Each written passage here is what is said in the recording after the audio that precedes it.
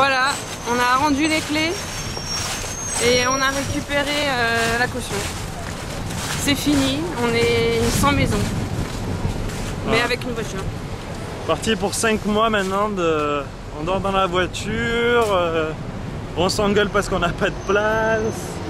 Ouais, non mais parce qu'en fait, ouais, c'est ça la blague. C'est qu'on a fait une semaine d'essai parfait. Et en fait là, donc on a mis tout ce qu'il y avait dans la maison dans la voiture. On n'avait pas calculé qu'il y en avait autant. Et qu'il y avait autant de bouffe. Et en fait là, je sais pas comment on va faire ce soir pour dormir dans la voiture parce que ben il n'y a pas trop de place. Bon, en tout cas, c'est la fin. Alors, ton sentiment de la fin de Sydney? Le sentiment super triste en fait. Ce matin déjà, je me suis réveillée. Vous savez, le moment entre le moment où tu dors et tu te réveilles, t'es encore un peu à l'ouest. Et là, il y a un sentiment qui m'envahit de se dire 5 mois. 5 mois de... En fait, en gros, ce qu'on a vécu à Sydney, et ben maintenant, il faut que je me l'imagine dans une voiture. Et là, le gros stress parce que je crois qu'on se rend pas bien compte que 5 mois, c'est super long. À vivre dans une voiture, à boire à l'arrache comme je vais faire maintenant au milieu de nulle part, à pisser dans des endroits où on sait pas trop où, à faire caca je sais pas comment, ni où, et à faire à manger dehors tout le temps.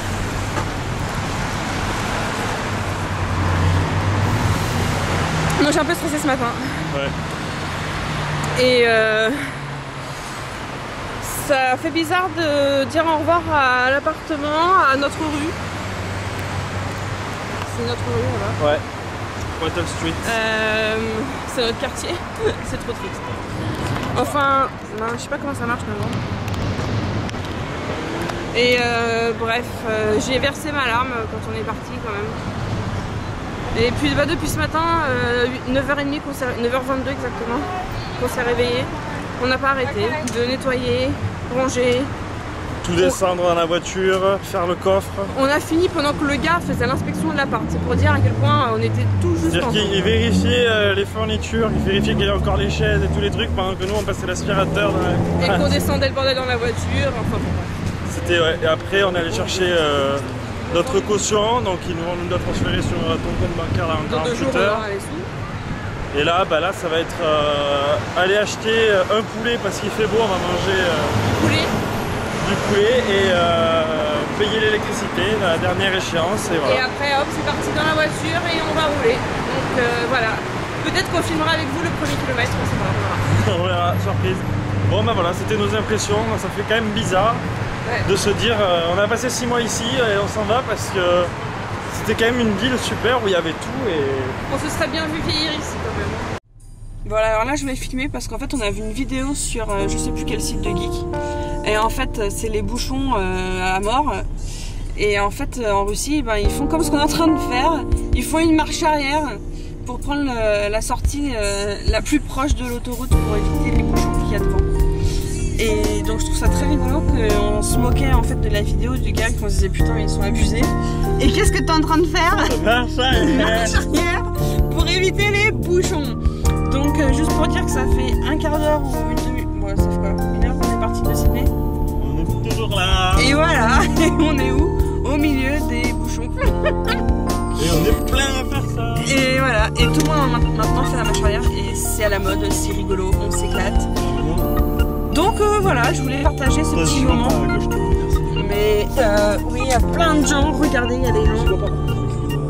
Attends, 1, 2, 3, vas-y. Et voilà. Donc on voulait partager ce petit premier moment de road trip. Ça s'annonce sympa cette histoire. Parce qu'il y a du monde hein. Mais il y a plein de gens, on a tout évité là. Voilà. Par contre le truc c'est qu'on est sorti là parce que tout le monde sortait là. Mais on sait pas où on va là. Non, on sait pas où. Mais c'est ça l'aventure. On partait super loin donc peut-être ça aurait été mieux de rester sur la freeway. Mais bon. Bah écoute, hein, on verra. En tout cas le GPS m'a trouvé une destination alternative. Merci GPS. Voilà, bon bah à très bientôt pour une... très bientôt. Pour une à 22h quand on sera revenu à Sydney parce que bon... Allez, à bientôt les gens. Voilà, réveil de la première nuit du voyage. Voilà où nous sommes. Sur un parking avec tout autour des vignes. Dans la Hunter Valley.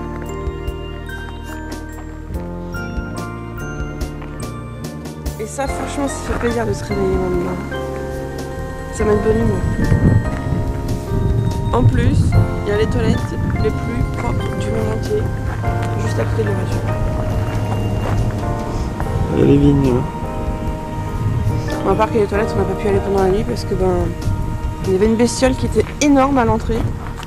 Et comme on ne savait pas trop ce que c'était, qu'on avait peur, on n'y est pas allé. Et ce matin, il n'était plus, alors du coup, on a eu le droit d'aller faire pipi. Voilà. Mais il y a plein de chenilles partout à l'entrée des toilettes, alors ça fait peur. Mais après, si tu passes les chenilles, à l'intérieur, c'est super propre. Voilà mon histoire des toilettes, très importante. Bon. Voilà, c'était la première nuit. C'était la première nuit.